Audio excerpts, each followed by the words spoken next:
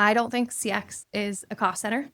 It might be a hot take, but to me, it's really this growth engine for your business. Customer experience wisdom, a dash of travel talk. We've been cleared for takeoff. The best meals are served outside and require a passport. If y'all are watching the video today, you can definitely tell that something is absolutely different. If you're not watching, this is one to go ahead and hit pause on your podcast app and head over to YouTube because you're going to want to see this. Today, I am joined by Jessica J.P. Posey, the Senior Director of Customer Experience at Kit. If you're subscribers to the CX Passport newsletter, you already know the Kit brand because you see it right there, and as they are the engine for the CX Passport newsletter. And if you're not a subscriber, you'll want to pay attention to this episode because there's going to be a specific deal for listeners of this episode that you're going to want to start to get your newsletter on Kit as quickly as possible. I am clearly a fan of Kit, and I've loved the experience, and that's what JP is all about, the experience. This is what JP does for Kit. Today, we're getting to see a special version of that as we're talking about a physical experience. We are today sitting in the Kit studios in Chicago, and I found out we're recording the first ever episode inside the Kit studios in Chicago, which just shows you experience isn't just a product. It's not just customer service. It is this full brand expression of the relationship with customers. Even this physical space makes that relationship in place. With many of the Kit customers delivering video podcasts and creating other content, Kit saw an opportunity to differentiate. And I'm going to want to learn a little bit more about that from JP today. I can tell you from looking around, I'm clearly very impressed, and it's going to be a lot of fun to talk with you today. Welcome to CX Passport. Thank you so much for having me, Rick. I'm honored to have this conversation. It's going to be a treat. And we're talking before we hit record that this is a lot of firsts, right? This is a first inside the studio, first podcast experience, first time to Chicago, I understand as well. Yep, I've been here not even 12 hours yet. Yeah, I heard it was a little bit of a rough arrival, 3-hour delay, that sort of stuff. So I will tell y'all, if you are watching this, check out those shoes too. Do those shoes just look so awesome? We were saying those look like something you would wear for the first visit to Chicago. This is spectacular, JP. Thank you. You know, Kit describes itself as an email-first operating system. I got to tell you, video studios aren't what I think of when I think about an email-first operating system. What was it about the Kit experience that you were hoping to deliver to the customers that made y'all say, yeah, I think video studios are the right idea? How did that get started and go from idea to physical concept that we're sitting in today? So the Kit Studios origin story is actually not that different from that of Kit itself. Okay. It's the brainchild of our CEO and founder, Nathan Barry. All right. He founded Kit back in 2013 based on his own experience as a creator. He wanted to connect with his audience via email, and there wasn't really a tool that was designed specifically for that use case. Mm-hmm. And similarly, he came up with the idea for Kit Studios back in 2018. He had this idea that it maybe was part coffee shop and part community space and co-working space and also a place where you could come in and record. And over time it evolved and eventually in 2024 came to life. And what we really focused on, as you can tell here, is that video recording element. Yeah. And the reason for that is, that the reason I would imagine you got into podcasting was not necessarily because you wanted to become an expert in microphones and cameras and all of this. Let's talk about cord management today. Exactly. It sounds great. Exactly. Right. And so I'm guessing that the reason that you got into this space was because you wanted to create great content for your listeners and your readers of your newsletter. And so now we handle all of that production tech for you, and you're not worrying about room echo or squeezing a bunch of equipment into a closet in order to make it feel like a real studio. Right. You're not telling your dog or your kids to be quiet for the 1,000th time. You get to come in and really focus on content and literally just press record. And that's what we did today. And it was great to be able to hit that record. It's still, I see the desire. I see the appetite for it. It's still an interesting leap from idea to execution in the sense of there had to have been some gates along the way of, yeah, but does it make sense? Because Kit's not a charity. This is a for-profit business. How was it thought of in the sense of this is not only going to be a delight for our customers? That's great. And especially those of us that are in the customer experience space, chief customer officer, all of that, we care about pleasing our customers, but our CFOs care about making money too. So what were those conversations like of, okay, yeah, but this has to make business sense too? I think part of this is about that evolution to become Kit. We rebranded from ConvertKit to Kit last year. And this felt like one of the things that we could do as Kit that maybe wouldn't have made as much sense as ConvertKit. And what I mean by that is, as you mentioned at the start, we are the email first operating system for creators. And so you're able to plug in apps through our app store, and now you're able to create content. And so Kit is really the center of that work and of your work as a creator. And this is one element that helps you level up that production. Hey there, CX Passport travelers. I want to let you know about CX Passport Live. CX Passport Live helps brands amplify their event's impact with the power of live, in-person podcasting. Brands partner with CX Passport Live at their on-site event to help excite attendees, reward high-value customers, and convert potential customers. Bring a new level of energy and excitement to your event and amplify your brand's impact with CX Passport Live. Learn more at cxpassportlive.com. Now, back to the show. It really does. And I would imagine there's some conversations around, and this is going to help differentiate between other brands. We're not going to do a let's disparage other brands kind of conversation because that's not how we operate here. Is there that thought, though, that this is going to be more attractive, or is it to keep people sticking around? Is it to make them say, you know, I never want to leave Kit because I can record at a studio? What's the justification? Yeah, I think it's all of the above. I mean, we are committed to delivering that best possible experience for our customers, whether that is in a software or digital setting or in a physical one like this, or at our annual conference at Craft and Commerce in June. Let's talk about that. You talked about the digital experience, the physical experience. You are head of experience. You've got all of that under your belt. And when you start to expand into a physical space, things get complex. When you start to expand into multiple locations, things get even more complex. We're talking in Chicago. This is Studio 2. And imagine there's visions for even more down the line. How are you managing that complexity and being able to deliver a unified good or a great experience to your customer when you're starting to add all of this complexity to what experience means? So Kit was a remote first company. Right. And that was before anyone else was doing it, before it was cool. This was back in 2013. We've never had an office space previously. And standing up Kit Studios for us not only meant how do we deliver this amazing in-person experience for creators, but also what does it look like to hire our first in-person employee? Shout out to you, Lexi. Thank you for everything you do to make Kit Studios what it is. And I like that. Hello, Lexi. All right. And I think the same principles apply. We're trying to make things as easy as possible. We are recording this first ever episode in Chicago. And even before this, we were talking about little tweaks that we might make or suggestions that you had in order to make that a really plug and play experience as much as possible. And so I think whether you're talking about software or you're talking about in person, it's all about how do you make it as seamless? How do you make it something that you don't really have to think about? You just press play. So can we go a little deeper into the how part of that? Because I think that's something that at least I feel I've seen historically in the CX discipline is there's a lot of thought to what the experience might be, the journey map might be, or those kind of stuff. But the how of it is really what makes it something that's sustainable. In your role, I imagine you're having to work with all sorts of teams to make a how like this. Probably when you were thinking, okay, I'm going to get into customer experience, you weren't thinking about electrical engineering, and yet electrical engineering is something that might be on your mind with this experience. How do you get all of those functions inside of Kit or externals all woven together in this marching forward vision towards a actual customer experience that Kit wants to deliver?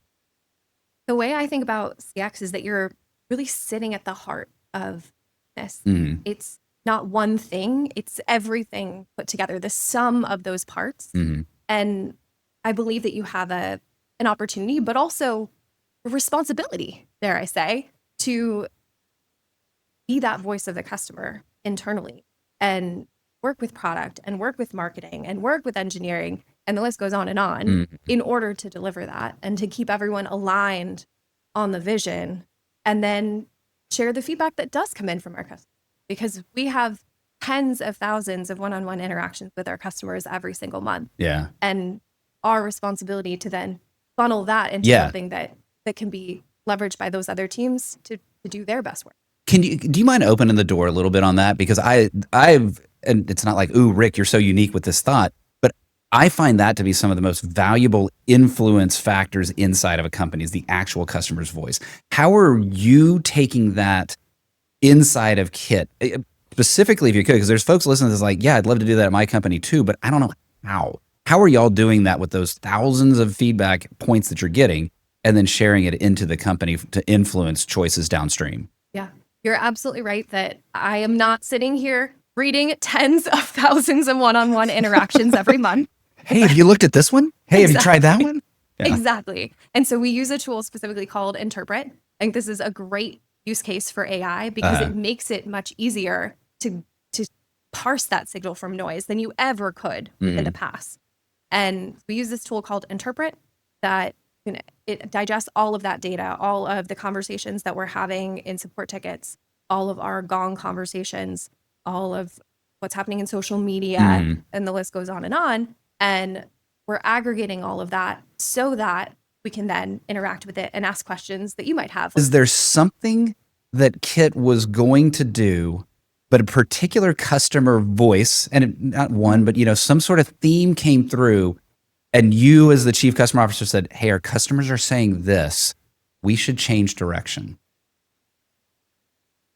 I can't think of a specific example of where we changed direction based on that feedback, but I can tell you that a number of things on our roadmap just in the first half of this year are directly inspired by the conversations and that partnership that we've built together with our product team. Okay, I like that. And when I'll say that as a customer, there's some tools that I use inside this podcasting world, Kit being one of them, there's others as well, that when I feel like the product team is listening to me, then I feel more connected to that. The software that I use to record my podcast, I feel that way about them. I'm now starting to feel that way about Kit. When you take that input into the company, are people already saying, we're on board with it? Or was there ever a phase that you're like, no, we need to kind of convince folks that the customer's voice matters? I don't think it took much convincing, but it did take operationalized because, again, before AI was such a term that everyone was talking about, and it was something that we truly had at our fingertips, it was way harder to have confidence and to really build that business case, because that's how I look at our work in this space. We're building that business case and saying, here's the reason why. Here's what our customers are saying. You can read the exact quotes, but here's how many times they're saying it. And here's what that would look like and the impact on the business. Yeah. And that part is much easier than it was before versus one offhanded comment that might have come in that may or may not be representative. And it might have upset somebody, or they're really angry, let's go react to that, as opposed to a logical way of looking at it. Let's stay in that business space. Because when I looked at your LinkedIn profile, revenue and profit growth kind of come up. Those are recurring themes in your background and a key part of the experience that you have brought into the Kit world. We hear about the ROI of CX all of the time. It's a phrase, but talk to me about how you really made that something that means something at Kit. This result is going to result in this financial impact to the business. How does that manifest with your revenue and profit growth background? I don't think CX is a cost center. It might be a hot take, but to me, it's really this growth engine for your business. And so prior to Kit, in a past life, one of the things that I worked with our team to do was to stand up a pilot where we offered phone support to SMB customers. This wasn't something we were doing previously. They could write in via email, but email isn't always the best place to have more nuanced or strategic conversations, nor is it a great way to give someone a walkthrough of a new product or feature. No. Not at all. And so as we were doing this, we'd never done anything like that before. And it was really important from my standpoint to make sure that we were able to speak to that value that we're adding. Of course, it's clear what we're adding to the customer, but is this going to make sense for the business? And so we worked with our data science team to set that up as a controlled experiment. We offered this to some customers in that segment, but not all. And that would allow us to really isolate that revenue impact. And our goal was to at least break even. Again, this wasn't necessarily something we were doing to be a big revenue driver for us, but we wanted to at least get our money back. And the biggest cost there was specifically hiring folks to then serve those customers. Right. And we ran the numbers a couple months in. And again, our goal was 1x ROI, and we were seeing double digits. And I think that demonstrates the power of investing in CX. It's not a cost center, as I said. It truly can be a revenue driver for the business. So everyone wins. Creator success is our success, which is one of our values at Kit. I almost want to just stop the episode there. Like that is such a mic drop. I know cliche, but mic drop moment there, right? And it's that idea of, no, this isn't some fluffer nutter discipline. This is actual business. And those that are treating CX that way actually see those results. And I think some of the reason why the CX industry is having a bad name right now and that sort of element is many have lost their way and forgotten that, no, it's not just about delighting the customer. That's true. Yeah. It's also about making money. I want to ask you about the Kit customer. You talked about the technologies and all of that have helped you understand the customer's voice. One of the things that is a complexity of the Kit customer, we're talking about Boise and Chicago, two different geographic distributions. You're also dealing with a global customer that may have a different sense of their expectations around what that looks like. How have you understood the customer's global diversity, global perspectives, and all of that to be able to translate that into a product experience, an overall experience that would delight that wide spectrum of Kit customer? So I'm going to zoom out for a minute. Most of the roles that I've held throughout my career have been global in nature. Okay. And I'm a big believer that in any kind of interaction, at home or at work, most of the conflict is due to either lack of communication or miscommunication. Right. And that challenge is only exacerbated when you think about working across borders. Mm-hmm.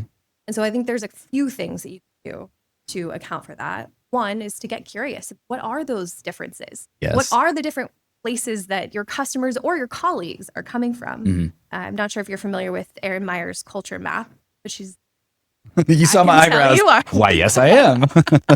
but she plots countries on a number of different spectrums. Yes. And that's not to say that everyone from the US or from another country is all the same. We are Right. all different Right. individuals, but it can be a really helpful framework to think about and get curious about those differences.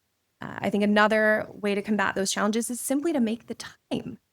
If you are working with someone on the other side of the world, well, now you ask them a question. They get back to you tomorrow, and then the day after, and the day after, and something that could have been a 15-minute phone conversation sprawls over days or maybe even weeks. Mm-hmm, mm-hmm. And so whether you're dealing with colleagues or you're dealing with customers, figuring out how to make yourself available when they are can be immensely.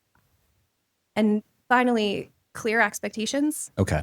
Right. Especially written expectations can make all the difference.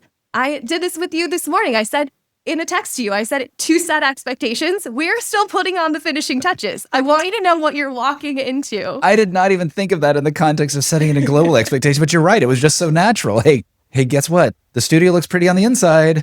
The outside, still some development, right? Absolutely. You set my expectations and it was delightful.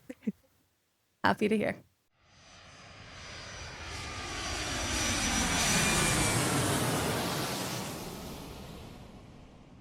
JP, we're talking about the world and the globe. If you've had, I imagine you've had the opportunity not only to just have these email interactions that take their time and that sort of thing, but also the opportunity to travel the globe. And well, sometimes travel needs a little break. We talked about you getting in 3 hours late last night. It can be nice when you're on a travel to be able to stop down in the first class lounge. And that's what I invite you to do with me today. Let's stop down the first class lounge. We'll have a little fun here.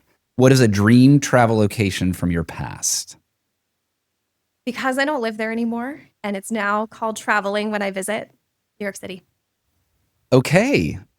New York City is such an immediate thought to mind, and yet there's so much to the city, obviously. What is it about New York that you really love? I am a massive musical theater fan, Okay. so you cannot beat Broadway. Yeah, Clancy and I, who you've had the opportunity to meet, my wife and also my business partner, we have recently been going to New York a lot more lately. And man, that is just so much fun. And what's great is even the unplanned aspect of it. Hey, that theater looks interesting. That show looks interesting. Are tickets available? Yes, let's go in there. Clearly, that's not going to be your big hits, but some of the quirkier ones can be fun to explore in that way. What about the other way, the future? What is a dream travel location you've not been to yet? So I swear this one has been on my radar for a while, and it is not just because of White Lotus. Thailand. I love the caveat there. Folks, Disclaimer. I'm not influenced. It's kind of, I'm going to go get an Italian beef sandwich after we record today. And I promise it's not because of the bear. So I understand that perspective. What is it about Thailand? Why? Why is that your dream travel location? Gorgeous. The massages, the food. It feels such a unique space and like nothing I've ever experienced before. I will encourage you triply to go there. So not only your own desires, not only White Lotus, but the experiences that I've had in Thailand.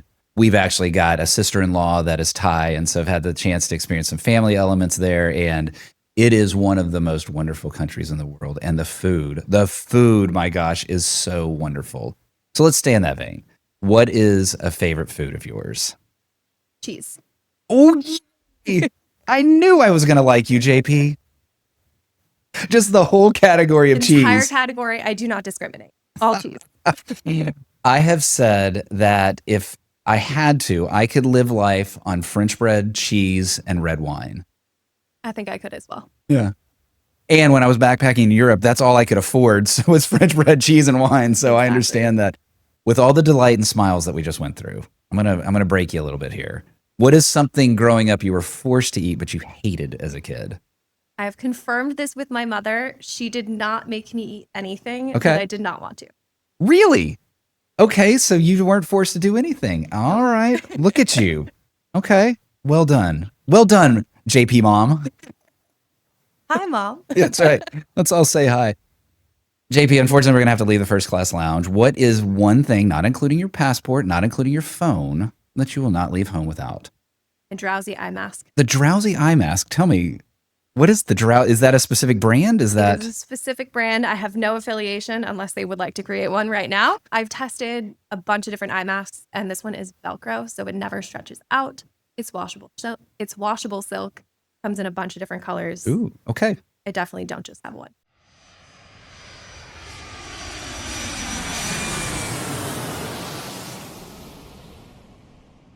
JP, I want to ask you about the pre-kid experience. You've got a whole host of experiences that were brought in and fed in. You talked about some of them, but you've even had theater experience. You've been a coach at Orange Theory. How does all that weave in together to make your delivery of experience for Kit something that the customer wants? I'll give you 3 leadership lessons, and I'll start with the Orange Theory coaching. Okay. I'm so glad we're going to talk about that. When I saw that in your background, because you didn't mention it to me, I, of course, did the LinkedIn. I was like, oh, I want to know about this Orange Theory. Absolutely. So my alter ego is as Coach Jessica on the weekends. Okay. And I have learned so much from that experience that I apply to work in more of an office environment or a podcast studio environment. Mm-hmm. And one of the lessons that sticks with me most is that energy is infection. And so in a coaching environment, if you're having fun as a coach, your members, your customers in that environment are going to have fun as well. Mm-hmm. And that means that they're going to be more likely when I say, how's that weight doing?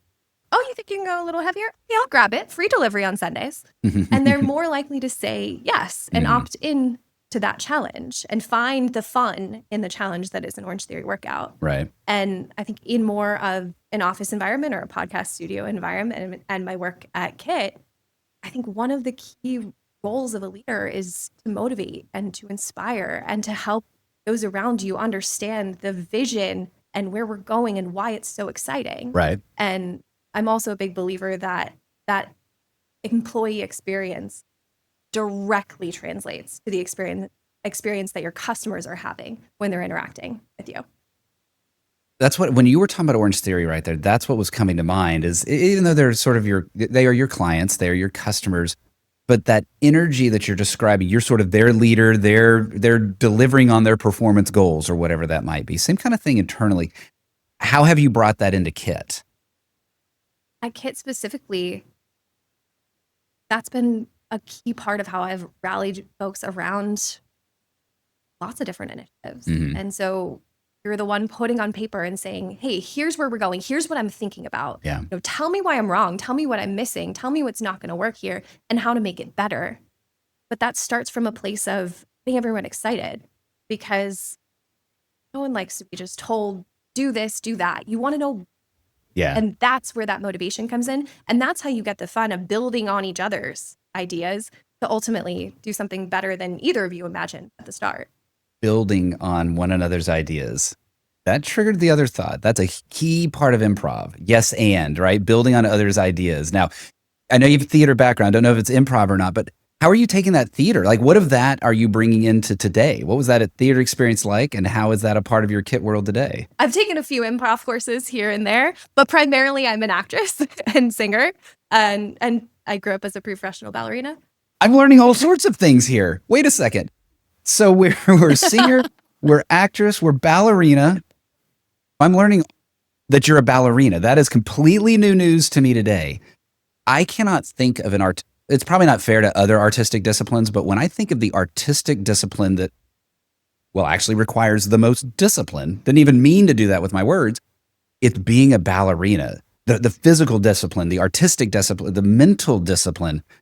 Does that shape how you approach just your work world today, whether it's Kit or beyond? Does that discipline of then influence who you are today? Absolutely.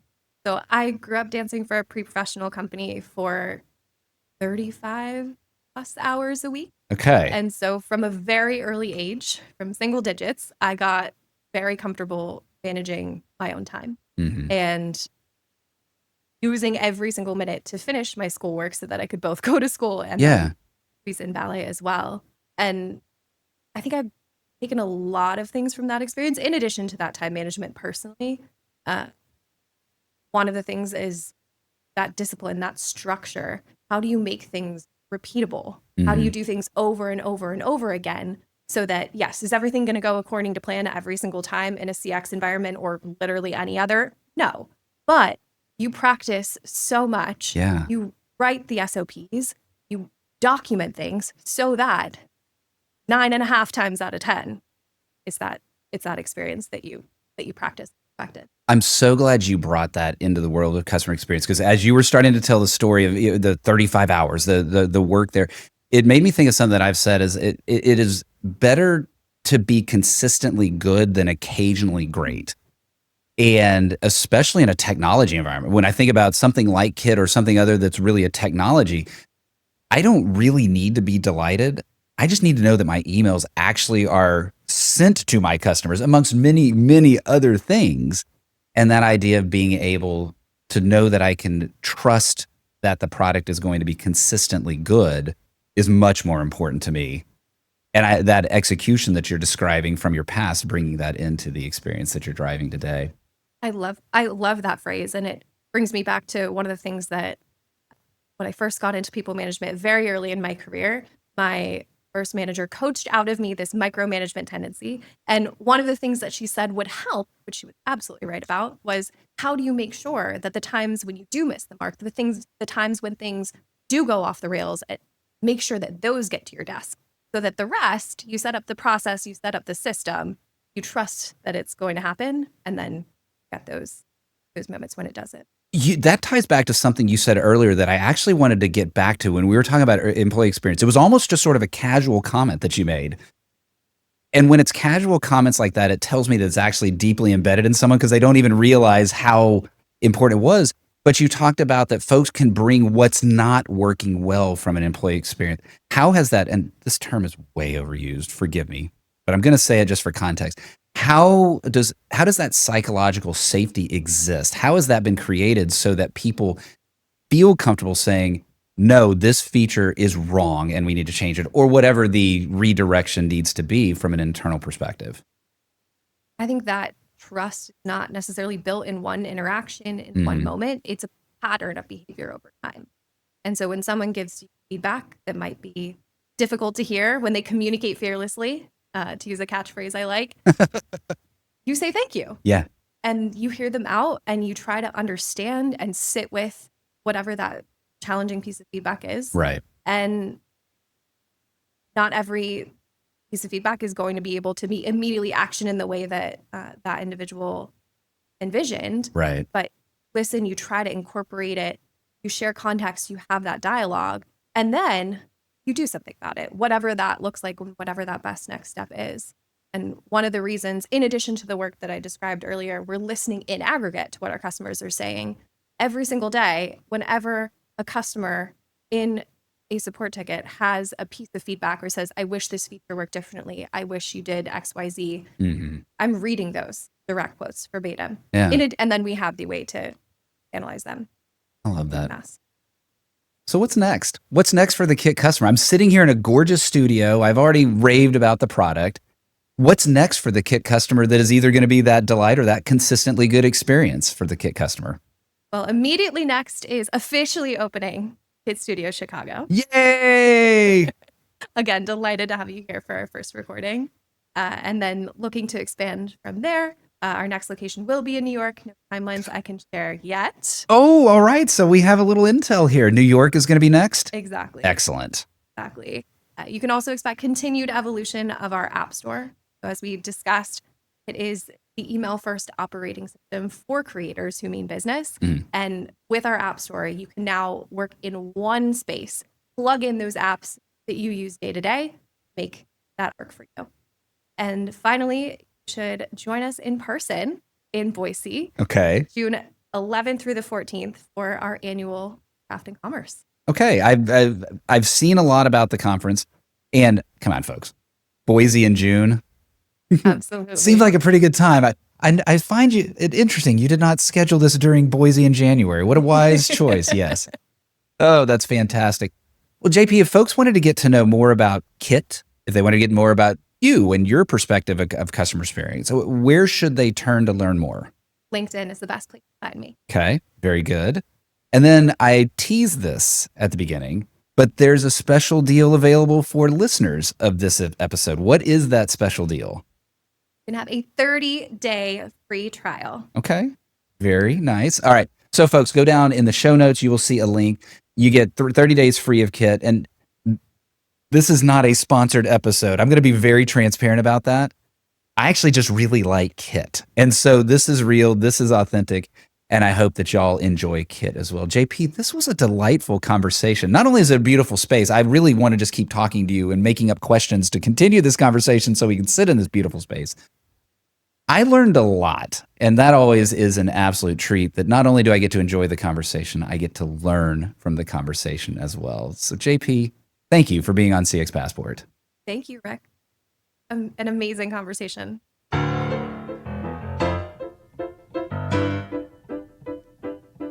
Thanks for joining us this week on CX Passport. If you like today's episode, I have 3 quick next steps for you. Click subscribe on the CX Passport YouTube channel or your favorite podcast app. Next, leave a comment below the video or a review in your favorite podcast app so others can find and enjoy CX Passport too. Then head over to cxpassport.com for show notes and resources that can help you create tangible business results by delivering great customer experience. Until next time, I'm Rick Denton, and I believe the best meals are served outside and require a passport.